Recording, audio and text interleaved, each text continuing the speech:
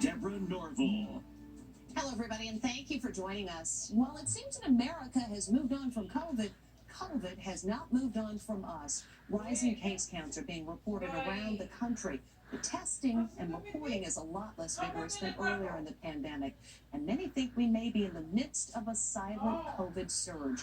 And it is impacting tonight's CMT Awards in Nashville, where one host will appear from home because she's just tested positive for COVID.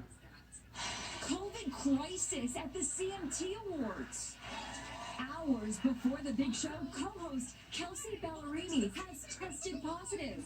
She broke the news to her fans on Instagram. Unfortunately, I cannot be there in person anymore, and I am devastated. I'm gutted. This is Megan Alexander in Nashville, where CMT producers are really scrambling now that the co-host can't be here. So they decided to take the show to her. Word is they're sending a live truck, production, and wardrobe to Kelsey Ballerini's home, where she will perform and co-host remotely. I will still see you tonight on the awards, and let's make some lemonade together out of these very bitter lemons. Across the USA, COVID numbers are on the rise. New York's Mayor Eric Adams is isolating today after he woke up with a raspy voice and tested positive for COVID. It comes after a busy week of events for the mayor, including the New York Yankees home opener. He was also at that Washington, D.C. Gridiron Club dinner last weekend. 72 movers and shakers who attended the dinner have now tested positive. CNN's Anderson Cooper also revealed today he's got COVID. Thankfully, the kids are negative, he wrote on Instagram. In Shanghai, China, the world's third largest city remains in lockdown.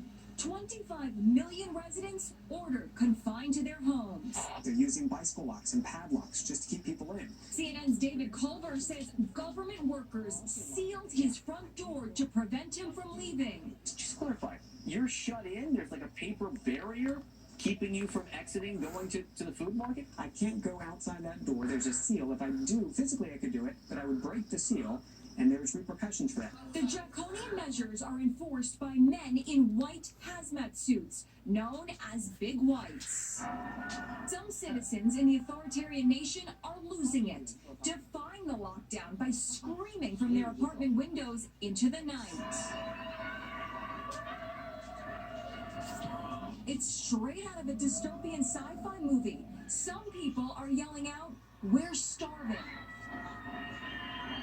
American Shanice Brakim, who lives in Shanghai, hasn't been outside her apartment in 12 days. I did a poll with, I don't know the number of people, but I feel like it was enough. How many people are probably going to leave China after this, or if they just moved to a different city? And I think the last time I checked, it was like 80% of people said that they're going to leave. Another American, Cameron Johnson, tells Inside Edition his neighbors have improvised a barter system. You trade carrots for bread mix, or the other day we traded a few of the dumplings that we had made to somebody for some school supplies for the kids. And Queen Elizabeth is speaking about having COVID back in February. During a virtual hospital visit, the British monarch said the virus left her feeling tired and exhausted.